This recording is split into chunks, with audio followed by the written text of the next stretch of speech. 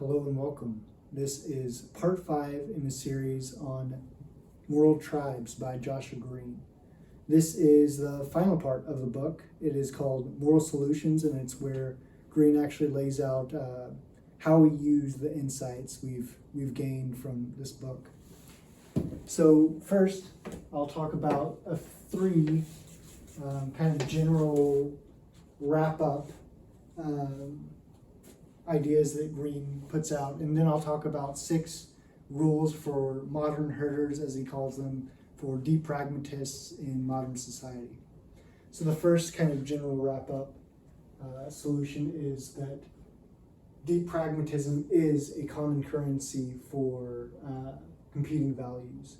His whole argument up to this point has been leading to saying that utilitarianism and consequentialism, striving for optimal happiness, is the best solution we have right now as a meta-morality, as opposed to a moral normative claim, an ethical normative claim, but more of a higher order solution. The second is that in situations where you are thinking about me versus us when you're making moral judgments, that it's probably okay to use your intuition and your quicker processing, your initial reactions when you're making judgments, because that is what we are evolutionarily designed to do. That's what we've kind of developed to do, and so we have the framework, the cognitive framework to work with that already. But whenever it's us versus them, when we're competing against an outgroup, that's when you really should focus on, controlled processes, really reason your way to a solution, and use utilitarianism, deep pragmatism, as a way to kind of consider competing values reasonably and make a choice that is a solution that everyone can support better than just deciding on one group's values.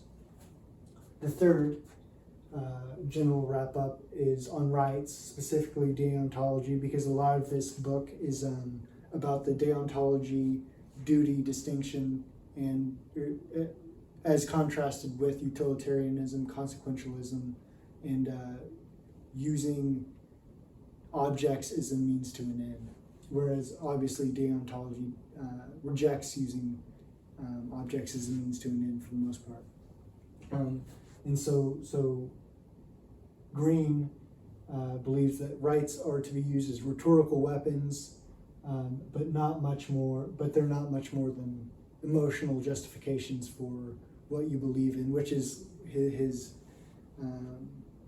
view of Immanuel Kant and his ethics, basically, that Kant was able to justify what was, you could say, common sense or widely held at the time of the time he was writing, as a justification for the popular person, as opposed to utilitarianism, which in contrast was for philosophers, but is also, in Greene's opinion, wholly rational as far as he could tell.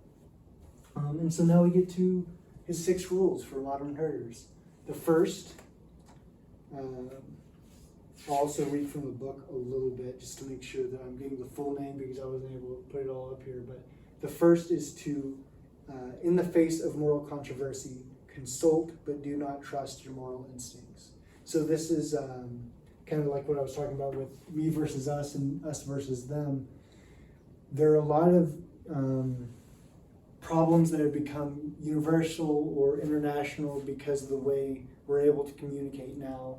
And in Greene's opinion, it's best to make sure you're not being emotionless with the way you're behaving, but in general, it's best to go the way of reason in this situation, and therefore utilitarianism. The second rule is that rights are not for making arguments, therefore ending arguments, which is basically what I said here.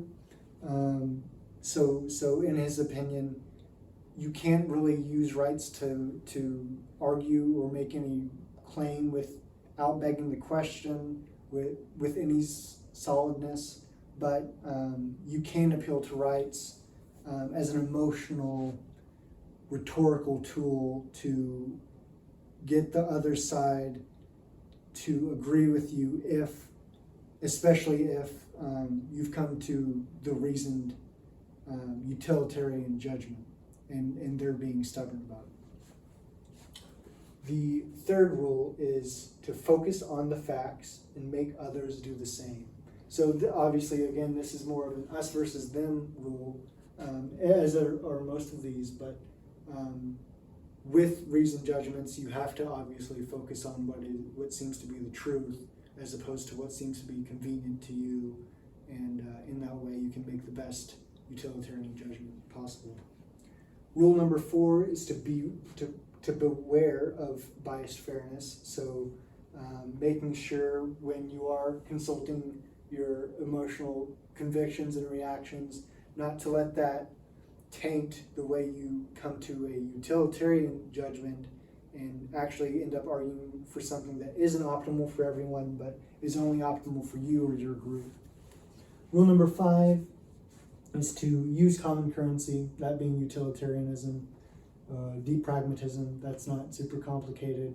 And rule number 6 is to give and to be altruistic, help people as best you can, use the resources that are there are quite a few now, and make sure that you're not justifying not giving based on your own selfish, personal, emotional needs. So that is it for Moral Tribes by Joshua Greene. I really enjoyed reading this book. Like I've said before, Joshua Greene is probably the moral psychologist for me, someone I look up to a lot and admire a lot intellectually. And he's provided some really provocative and generative claims for me to think about and for others to think about. And so I really appreciate being able to read through his thoughts and think about what he's given us. So thank you for sticking with me this series. I think next series will be on The Righteous Mind by Jonathan Haidt, who is kind of the competing theorist in moral psychology in terms of developing a model of moral judgment. So I'm really excited to keep digging through that book. I'm reading it right now and kind of synthesizing it and comparing it with Joshua Greene. I don't know how much I'll be doing the comparing side of it in the videos, but at the very least, I hope that it'll be enlightening and everyone can think about it for themselves as well. So thank you for joining me, and I will see you next time.